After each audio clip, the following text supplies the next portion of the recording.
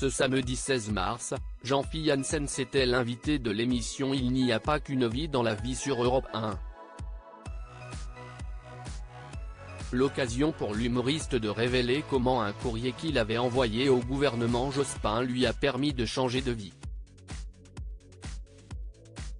Il y a quelques semaines, Jean-Philippe Janssen s'est rendu dans l'émission On refait la télé sur RTL, où il a raconté comment il avait autrefois été arnaqué par son ex. Et le montant de l'arnaque était plutôt élevé. Il ouvre une société à mon nom, je suis co-emprunteur de tout. Et 3 ans après, il disparaît avec la caisse et je me retrouve avec une dette colossale de 90 000 €, a raconté l'humoriste. Une incroyable dette qui a empêché Jean-Philippe Janssen de pouvoir financer sa formation à l'école des métiers de l'aéronautique.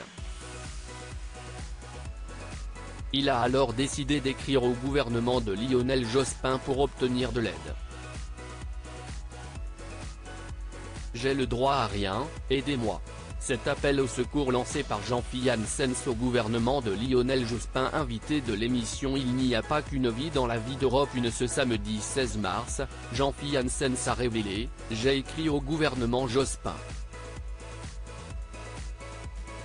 Tout le monde en avait après Jospin, pas moi. J'ai écrit au gouvernement Jospin en disant que j'avais été arnaqué. J'ai vraiment été victime d'une arnaque avec quelqu'un qui avait été reconnu comme tel.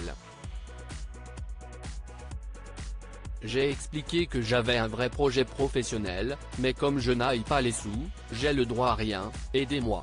Il a renvoyé mon courrier au conseil de région de l'Hérault, à l'époque, qui m'a financé ma formation à l'école des métiers de l'aéronautique. J'ai fait ma formation comme ça. Jean-Philippe Janssen revient sur ses difficultés financières par la suite. L'acolyte de Stéphane Plaza a fait quelques révélations sur ses difficultés financières de l'époque. Merci au gouvernement Jospin, au conseil de région et aux gens qui ont cru en moi. Je n'avais le droit à rien, ni au chômage ni à rien. C'était très compliqué à l'époque.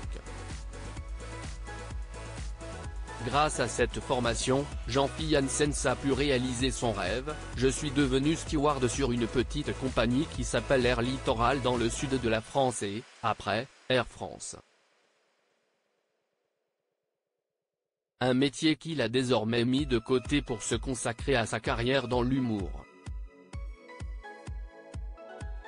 Article écrit avec la collaboration de 6 médias.